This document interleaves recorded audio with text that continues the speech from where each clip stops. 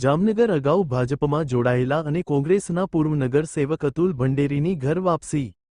પૂર્વ નગરસેવક અતુલ ભંડેરી પોતાના 100 કાર્યકર્તાઓ સાથે આજે ફરી કોંગ્રેસમાં જોડાયા।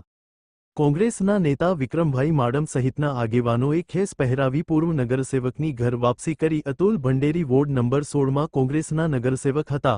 2017માં ભાજપમાં જોડાયા હતા। ભાજપ દ્વારા આપવામાં આવેલા વચનો પૂર્ણ ન થતા આખરે નારાજ થયેલા પૂર્વ નગરસેવક આજે ફરી કોંગ્રેસમાં જોડાયા। અગાઉ કોંગ્રેસના વોર્ડ નંબર 16ના નગરસેવક તરીકે ચૂંટણી લડી વિજેતા થયા હતા। પૂર્વ નગરસેવક અતુલ ભંડેરી ગુજસીટોકના આરોપી છે।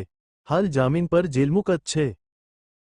આપ જાણો છો તેમ સમગ્ર ગુજરાતમાં બોડી ચુનાવ, લોકલ બોડી ચુનાવ, જામનગર મહાનગરપાલિકાના અને જિલ્લા પંચાયત, તાલુકા પંચાયતની ચૂંટણીઓના પડઘમ વાગી ગયા છે। ત્યારે જામનગર વોર્ડ નંબર 16ના જેને 10 વર્ષ સુધી પ્રતિનિધિત્વ કર્યું છે અને કોંગ્રેસની વિચારધારા સાથે સદા સંકળાયેલા એવા પૂર્વ કોર્પોરેટર ભાઈ અતુલભાઈ ભંડેરી, એની સાથે જયેશભાઈ દોમડિયા, રાજેશભાઈ વાઘેલા અને એની સમગ્ર યુવા ટીમ અને આ વિસ્તારના તમામ જ્ઞાતિ સમીકરણના જે યુવાનો છે, આગેવાનો છે, આજે કોંગ્રેસને વિચારધારાના પ્રેરિત થઈ અને શહેર કોંગ્રેસ કાર્યાલય આજે આપણા માજી સાંસદ વિક્રમભાઈ માડમની આગેવાનીમાં અને અમારા વિરોધ પક્ષ નેતા ધવલભાઈ સમગ્ર કોર્પોરેટરની ટીમ સાથે આજે વોર્ડ નંબર 16ના જે યુવાનો અને જે આગેવાનો વિવિધ સમાજમાંથી કોંગ્રેસ સાથે જોડાઈ અને જામનગર શહેર કોંગ્રેસમાં આવતા દિવસોમાં જામનગર મહાનગરપાલિકામાં આપ જાણો છો તેમ વર્ષોથી ભાજપનું શાસન છે। ભ્રષ્ટાચાર, બેરોજગારી, મહેંગાઈ,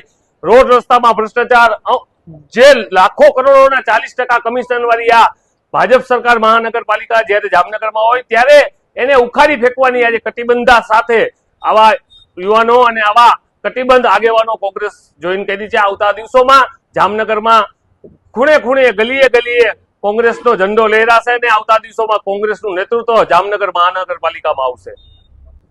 અમારા જયેશભાઈ દોમડિયા, જયસુખભાઈ ચોવટિયા, રમેશભાઈ ભંડેરી, આનંદભાઈ અને રાજુભાઈ વાઘેલા સમગ્ર અમારી ટીમ વોર્ડ નંબર 16ની કોંગ્રેસની વિચારધારા સાથે આજે મેં કોંગ્રેસનો ખેસ પહેર્યો છે અને હું કોંગ્રેસના મજબૂતથી જામનગર શહેરમાં વધુને વધુ કોંગ્રેસની સીટો આવે અને જામનગર મહાનગરપાલિકા કોંગ્રેસ પાર્ટીનું બને એવી હું સમગ્ર શહેરની જનતા વતી અને મારા વોર્ડમાં એવી હું આશા રાખું છું। આજે 100 જણા સાથે કોંગ્રેસ પાર્ટી જોઈન્ટ કરી છે અને તમામ સમાજના આગેવાનો સાથે આજે અમે કોંગ્રેસ પાર્ટીનો ખેસ પહેરી અને 100 જણાને કોંગ્રેસ પાર્ટીના ખેસ પહેરાવેલા છે।